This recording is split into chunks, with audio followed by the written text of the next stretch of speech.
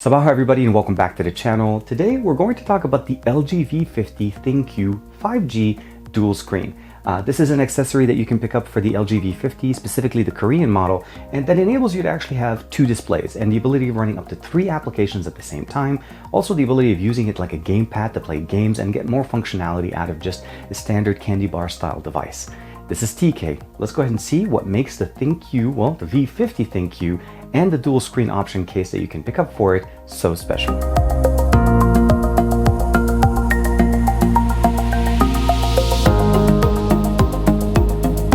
Like and subscribe and make sure you hit that bell icon so that you're always notified whenever we put out new videos on the channel. First thing we'll start off by saying is that this is an actual accessory that you can pick up for your V50 Thinq, but specifically the Korean model, as that's the one with the pogo pins. So just make sure that you're aware that this accessory will not work on every single V50, specifically the ones in the US, as the ones by the carriers in the US, as I saw with Sprint last week when we were doing the 5G test, Juan Carlos and I, we noticed that basically the US carriers did not opt for this option. So again, if you're looking to be able to use this case, make sure you have the 5G model that runs basically the Korean model. Now, I am running this on AT&T in the US and I am getting LTE, so this is an import. Obviously it still works in the US. You're still going to be able to get LTE connectivity, but no 5G, as it doesn't support the 5G bands in the US. First and foremost, what we're looking at essentially is a 6.4 inch 19.5 by 9 aspect ratio QHD OLED panel, and that's basically the resolution that you're getting here on the main display. And I'll talk a little bit more about the screen here that we get on this case, as it's not exactly the same specification. We have the Snapdragon 855. We basically have the X50 modem that's built in here, but keep in mind, depending on the model and the region that you're in, you may get a slightly different version of this device. Last but not least, we have basically a few options here. On the front, we have 2 cameras. We have an 8 megapixel sensor and basically a 5 megapixel sensor that gives us the ability of having dual sensors. One set to be a wide angle lens and one set to be a standard focal length. So when we're using the camera, and we'll go ahead and switch over to the front-facing camera. Well, actually, we were at the front-facing camera. You'll notice there's 2 options. I'm able to actually go wider, and we are able to fit more in here. Now, on the back, we still have 3 sensors sitting in there that are basically providing us the ability of having a standard angle 12 megapixel sensor, a wide angle 16 megapixel sensor, and then a telephoto 12 megapixel sensor sitting on the back here, of course, with the fingerprint sensor. We have wireless charging. We have a 3.5mm headphone jack, USB-C, a bottom firing speaker with the boombox option supported here, as when you put the phone down, you'll get the much better sound on it. And of course, at the top, as I mentioned to you guys, we have the earpiece, the dual front-facing cameras here, wide and standard. Power button on the right with the SIM card, well, basically the SIM tray here sitting on the right side. On the left side, we have a initiation for the assistant button right there, as well as the volume rocker up and down. Now, lastly, we have 6 gigs of RAM, 228 gigs of internal storage, basically expandable with a micro SD card that fits in here. As you notice, this is a wider SIM tray, as well as a 4000 milliamp battery that's supported with fast charging built in directly. Now, this is running the LG UI or LG UX, if you've actually basically heard of it, and it's basically proprietary skin that LG puts on top of Android 9.0, and it is basically customized and designed to work very nicely with the this extension that we get here, which essentially is a secondary screen. Now, the secondary screen that we have here on the left is a 6.2 inch 1080p panel, so this is not the same resolution. Not only that, if you have your device set to run at QHD, whenever you dock it into the case, it will actually get downscaled back to 1080p so that the resolution matches between the right side and the left side. And this is mostly to keep the aspect ratio running correctly. The way they connect is they use these 3 little pogo pin connectors here on the bottom part of the actual case that will only again connect with the Korean model currently, and hopefully we'll see other models come out with this. But once you have this connected, you'll go ahead and slide in this part off first, snap it on. You'll hear a little bit, it just sounds hard, but it's a very basically ruggedized tough case. And of course, you unlock your device. The first thing you'll notice is that it turns on the second display, or sometimes what you'll end up having to see here is that you see that the display on the left is not turned on. And that's because most of your controls will be controlled by this little button. By clicking it once, you'll have the ability of turning on the actual dual display, and you'll notice the screen actually mirrors the same background and of course the same array of actual font. So you'll notice the same size of icons, everything, so that the resolution on both displays right now is running at 1080p. And again, by design. What you also have the ability of doing here essentially is picking out different options that you have here. So an example would be, let's go ahead and open up Instagram. I have Instagram sitting here on the right side. I have the ability of using the buttons here, put main screen to sleep, show main on dual display. So we'll go ahead and click that here, shifts it over there. I can of course reverse it back, swap screens, and it'll shift it back. The UI is definitely optimized to work this way. You also have gestures that if I use 3 fingers, swipe on the right, three swipe, same thing. I can swipe and I can throw things from one side to the other. And the really nice thing is I'm actually able to open up Twitter. So here it is. So we have now 2 applications running at the same time. But let's not just do that. We'll go ahead and extend it to go to 3 applications. So if you haven't had a chance to check out my video, check out my Note 10 video underwater. And I go ahead and basically open up dual screen. So here it is. YouTube is sitting at the top. I'm going to put Twitter here. And of course, what we have now essentially is the ability of actually just using YouTube, Twitter, and Instagram at the same time. Again, with all 3 applications running and basically being able to interact with them at all times. Now, there are some specific settings that you can customize here, but again, just in case you want to basically be able to switch, you can go in and select basically other applications. So here, let's say the gallery, you can go through your pictures. There are also some elements in the UI that are optimized to use the dual display. So let's go ahead and bring this home, go back. And as I mentioned to you guys, this is obviously a 2 display functional system, which means it enables us to do way more things than a standard 1 single display can. Now, the first thing I really found very, very functional for me was the ability of using it in the camera application. And I'll explain to you guys what I mean. So let's go ahead and bring in something to take a picture of. So here are some buds here that I'm going to take a picture of. So if I take a picture right here, I'll snap the picture goes directly in here. And then of course, when I click this button, as you notice, it didn't open it up on the main screen. It kept me in the camera and it opened up right there. If I snap another picture, more pictures, all of these images are snapping into the left side, leaving me in the camera UI, being able to use all the different sensors and of course being able to do everything I want. Now, looking around the actual display, on the front we don't necessarily have actually any kind of functional use out of this. All we have essentially is the LG dual screen. I wish this was a display. This would have been a perfect display to have on an external, maybe even for notifications or an always on display. We do have an LED that's sitting right here at the top right that enables us to basically see whenever we're charging. We also have a logo sitting here on the back. I hope you guys can see that. And it is ever so slightly showing right there. And this is mostly showing whenever you're connected to 5G or whenever you get notifications on your device. But other than that, you have access to the power button, the volume rocker, as well as the initiation of the assistant button. And of course, on the back, the cameras are open and are basically exposed. But again, until you open up the case, you can't really take pictures with them. So if I open up the actual case, first and foremost, you'll notice the backgrounds are matched. We'll go ahead and unlock the device.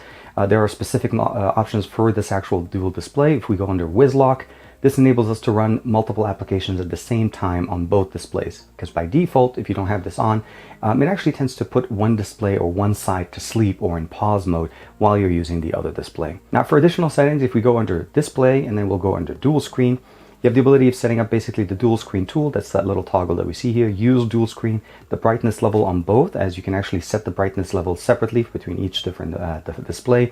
Keep the same on main screen, so basically you can match the brightness level. We do have some specific wallpapers that are designed to work, and basically meaning the moment you change to one of these wallpapers, it mimics on both sides. You're not basically separating them, and they work very nicely. App drawer, basically icon, so you can see the app drawer icon right here as well as on the right side. Last but not least, you have the ability of initiating an automatic application to launch whenever you open up the dual screen. Let's say there's an application specifically that you like to open all the time. So for me, as I've shown before, I like to use Instagram. So we'll go ahead and hit home and we'll go ahead and close the phone. So let's say this is normal. I just took it out of my pocket and I'm going to unlock my phone, give it a second, and Instagram loads on the left side. Now this is the welcome screen. It's always present on the left, but it always shows up. And by default, again, I have Instagram running right there, and I can open up Twitter right away on my right side and start working. The main benefit, of course, is again, you have all the options you had in before. Put the main screen to sleep, show dual screen on main, show main display. Of course, you can just swap by swapping both applications. I'm not sure why you want to do it, but I do know that I like to keep Instagram on the left as it doesn't actually support split screen functionality, while Twitter and YouTube do. Now, the last thing I'm probably sure you guys already saw is that we actually have the ability of using a game launcher. And the game launcher enables us to basically use the dual display as a gaming experience, meaning putting a gaming controller on one side while giving us the ability of playing the game on the second display. So there are some applications that are installed on this device. Unfortunately, these 2 applications do not run in the US, so I could not run them. And I did test out the device, obviously using Asphalt 9, PUBG, Fortnite, as well as Need for Speed Most Wanted.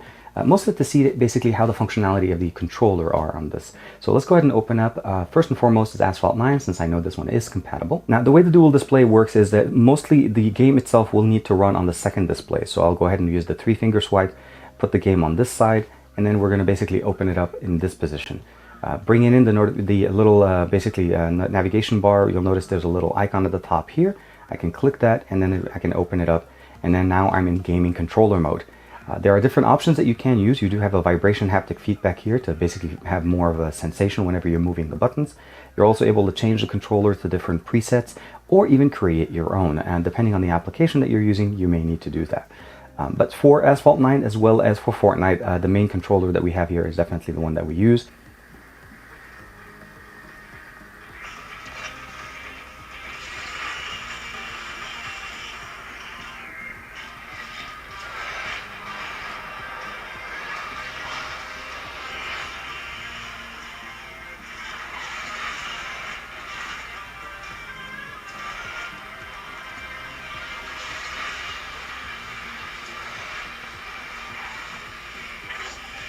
So that was the first example. As you saw, very simple, very easy, as long as the controller itself is actually supported. And what I mean by that, essentially, if you go into the games or some of the other games that we have in here, Need for Speed Most Wanted only supports Moga controllers, so I was not able to use it. So whenever I played the game, for the most part, I had to put the device, the secondary display, to sleep, which while I'm holding in the case, so whenever you flip it all the way out, it goes to sleep, and I'm able to play this game normally as I normally would play my games, as normally anybody would do on a standard, basically 19.5:9 aspect ratio.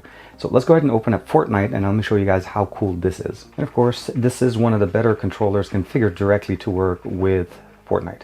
So you'll notice right there, you're able to control the distance, you're able to basically jump, different options here. Let's go ahead and see, you can go into building mode, you can actually hit the axe and then crouch and go back. So you can run, change up, and of course keep going, and then just basically playing and then selecting the different area you want to play in. Now depending on the character that you're going to play with, this is the Wonder skin. I'm actually using it directly here, and then of course you can actually I'm actually combining two. If you notice, that little backpack is from the Samsung Galaxy Note 9 skin that they had, the Galaxy skin back last time. And then you're back into the full screen display. You can go home, you can launch different applications as I showed you guys at the beginning. And what I love about this is essentially the ability of being able to basically go in here, go ahead, launching Instagram, basically checking out any kind of anime stuff, play a video, and then still be able to use full-size Twitter on the device.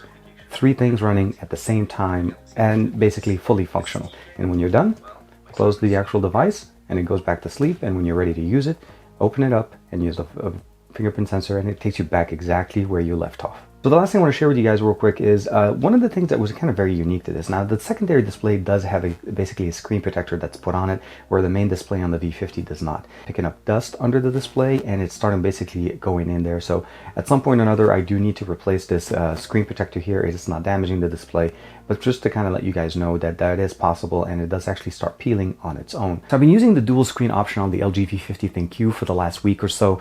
I have to say that the V50 Thinq running on LTE in the US, even though this is the Korean model, I'm still getting pretty good speeds, and I'm able to use it as a daily driver. Now having the additional functionalities of having that secondary screen on here provided me with a little bit of extra options. As I showed you, multitasking is definitely going to be king here. Now this is not a folding display, this is a folding case, meaning it is definitely 2 different displays that you can run independently from each other, or you can use them in the gamepad functionality and still get that functional usability of it. And that's one of the main things I always love about devices, or things that come out. They need to be functional and they need to have a purpose. The last thing that I really enjoy using this here is the ability of actually propping up the phone on the actual flat surface and using this as a camera stand, because this actually becomes a very good, especially if you're trying to take a picture of yourself, trying to record a video, this becomes very, very nice. And lastly, of course, enjoying this with Netflix. If you're trying to watch any movies on Netflix, and just basically enjoying content all around, going into Netflix and then propping it actually kind of like a little laptop, and that gives you the ability of basically enjoying video. And then using the 3-finger gesture just enables you to split the image on the other side, and of course just prop it up like this and just enjoying content. The speakers are on the bottom, the boombox effect kicks in, it sounds even louder, and you're getting a really good experience. The presence of the 3.5mm headphone jack is always going to be a plus with the quad DAC built into the V50 Thinq. Those are all of the things that you can definitely enjoy on the V50. Let me know in the comments below, what do you guys think of the V50 Thinq dual screen option? This is an accessory, not a requirement. And again, currently only supported in the Korean models. I hope to see this in more carriers. Specifically last week, Sprint showcased the V50 Thinq, the S10 5G, as well as the OnePlus 7 Pro 5G for us, for Juan Carlos and myself, at a little event here in Marina del Rey. So I'm really excited to see it in the US. I just hope that we definitely see a variant or maybe an option down the road to get the one with the pogo pin so we can actually import this case. All in all, I'm very happy. I'm very excited to see the options that we get from LG. They're always trying to innovate. They're always trying to give us different options. And I feel like this one actually kind of has a good merit for it because it works not only for productivity, also for entertainment as well as gaming. So there's a whole bunch of different things you can do with the second display. Like and subscribe as usual. Thank you very much for the support, and I'll see you guys in the next video.